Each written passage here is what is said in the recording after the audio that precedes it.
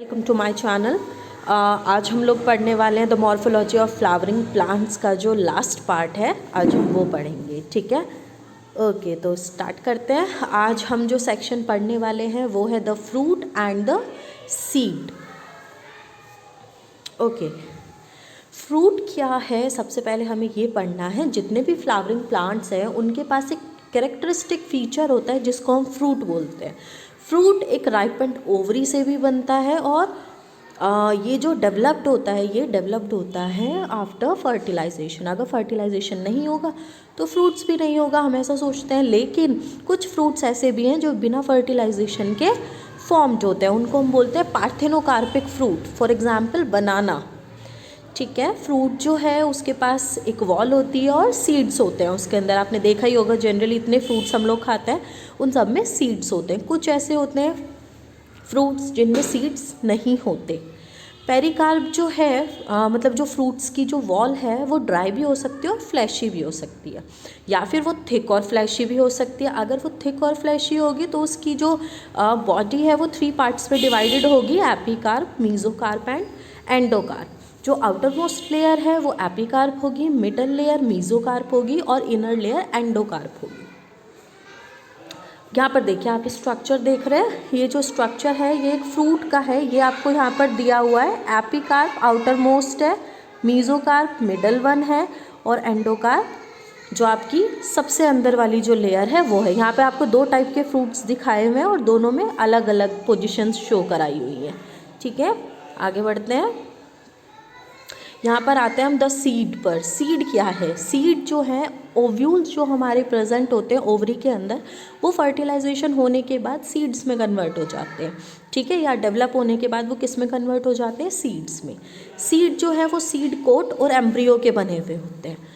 और जो एम्ब्रियो है वो किसका बना हुआ होता है? इसमें रेडिकल प्रेजेंट होती है, एम्ब्रियोनल एक्सिस होती है, और या तो 1 उसमें कॉटिलिडन होगा या फिर उसमें 2 कॉटिलिडन होगा। अगर किसी सीड में 1 कॉटिलिडन होता है तो वो मोनोकॉटिलिडन कहलाता है, और अगर किसी सीड में 2 कॉटिलिडन होते हैं तो वो डाइकॉटिलिडन कहलाता है। ठीक है, अब देखिए यहाँ पर स्ट्रक्चर है डाइकॉटिलिडनस सीड का। दोनों में काफ़ी डिफरेंस है। अगर मैं दोनों सीड्स की बात करूँ तो डाइकॉट का स्ट्रक्चर अलग होता है और मोनोकोट का स्ट्रक्चर अलग होता है। जो सीड है हमारा डाइकॉट सीड जो है, उसके पास जो सीड कोट होती है उसमें 2 लेयर्स प्रेजेंट होती है। आउटर टेस्टा होती है और इनर टेगमन होती है। फिर साथ साथ उसमें एक हाइलम भी प्रेजेंट होता है। हाइलम क्या, एक छोटा सा स्कार लाइक स्ट्रक्चर होता है जो फ्रूट के पास में प्रेजेंट होता है। ठीक, बहुत ही माइन्यूट सा होता है। इसी हाइलम के ऊपर आपको एक छोटा सा पोर दिखेगा जिसको माइक्रोपाइल बोलते हैं। ठीक है, उसके बाद ये जो कॉटिलिडन्स प्रेजेंट है डाइकॉट में, 2 कॉटिलिडन्स प्रेजेंट है। ये कैसे होते हैं? फ्लैशी होते हैं और ये फूड रिजर्व करते हैं। मतलब इसमें क्या चीज़ भरी हुई होती है? फूड भरा हुआ होता है। ठीक है, रिजर्व फूड मटेरियल्स प्रेजेंट होते हैं उसमें। फिर उसके बाद जो इसका एंडोस्पर्म है वो कब बनता है? आपने पहले भी पढ़ा है, एंडोस्पर्म का फॉर्मेशन कब होता है? जब डबल फर्टिलाइजेशन होता है। तो अगर इस प्लांट में डबल फर्टिलाइजेशन हुआ होगा तो इसमें जो सीड है उसमें एंडोस्पर्म प्रेजेंट होगा। और एंडोस्पर्म क्या करता है? फूड स्टोरिंग टिश्यू है, मतलब फूड को स्टोर करता है। अगर किसी प्लांट के सीड में एंडोस्पर्म प्रेजेंट है तो उसको हम बोलेंगे एंडोस्पर्मिक सीड्स। ठीक है, और अगर एंडोस्पर्म प्रेजेंट नहीं है तो उसको हम क्या बोलेंगे? Non endosperms. ज़रूरी नहीं है कि एंडोस्पर्म प्रेजेंट हो।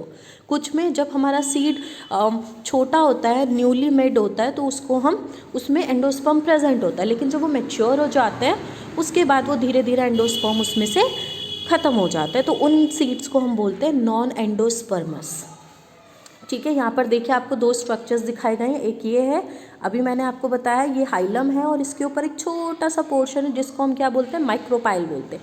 ये सीड कॉट है, एक ये एक ये। ठीक है, फिर यहाँ पर देखिए 2 कॉटिलिडन्स दिखाए हुए हैं, एक कॉटिलिडन है, एक कॉटिलिडन है। नीचे देखिए यहाँ पर ये रेडिकल्स हैं।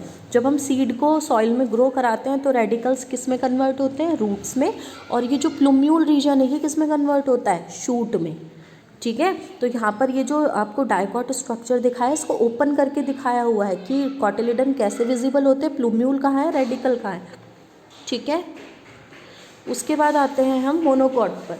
मोनोकॉट सीड्स, इनमें क्या होता है? एंडोस्पर्म बहुत ज़्यादा अमाउंट में प्रेजेंट होता है जो कि फूड स्टोर करता है। आउटर कवरिंग जो है एंडोस्पर्म की वो सेपरेट होती है एम्ब्रियो से, एक प्रोटीनीशियस लेयर से जिस लेयर को हम क्या बोलते हैं, ल्यूरोन लेयर, ठीक है। उसके बाद it consist of one large और शील्ड शेप्ड कॉटिलिडन। एक कॉटिलिडन जो है उसके पास क्या प्रेजेंट होता है, स्कूटेलम प्रेजेंट होता है, ठीक है। एक तो बड़ी होती है, बड़ी कॉटिलिडन की फेज होती है, और एक छोटी होती है। जो बड़े वाली है उसको हम स्कूटेलम बोलते हैं, और जो शॉर्ट एक्सिस है जिसके पास प्लूम्यूल और रेडिकल हैं उनको हम क्या बोलते हैं, कॉलियोप्टाइल और कोलोरिजा। जो प्लूम्यूल को कवर करती है उसको हम कॉलियोप्टाइल बोलते हैं, और जो रेडिकल को कवर करती है उसको हम कोलोरिजा बोलते हैं, ठीक है। मेम्ब्रेन्स है जो प्लूम्यूल और रेडिकल को कवर करती हैं, ठीक है। ये एक आपको मोनोकॉट सीड का स्ट्रक्चर दिखाया हुआ है। ये इसकी फ्रूट वॉल है, ये देखिए ये इसकी फ्रूट वॉल है। ये ल्यूरोन लेयर है जो अभी मैंने आपको दिखाई। ये एंडोस्पर्म है इसका, ये वाला जो पोर्शन है, ठीक है। इसमें रिजर्व फूड मटेरियल्स है। ये स्कूटेलम है, अभी मैंने आपको बताया। उसके बाद कॉलियोप्टाइल है जो प्लूम्यूल को कवर कर रहा है, और रेडिकल है जो कोलोरिजा से कवर्ड है, ठीक है। समझ में आया आप लोग को ये? ओके, आगे बढ़ते हैं। हमारा जो ये पूरा सेक्शन था अब ये ख़त्म हो गया है, और अब जो भी मैं आपको न्यू चैप्टर पढ़ाऊँगी वो रिलेटेड होगा क्लास 12 से। लेकिन अगर अभी भी आप लोगों को कोई भी क्वेरी है इस चैप्टर से रिगार्डिंग तो आप मुझे कमेंट सेक्शन में कमेंट करके बता सकते हैं, मैं आपकी ज़रूर हेल्प करूँगी। Thank you so much.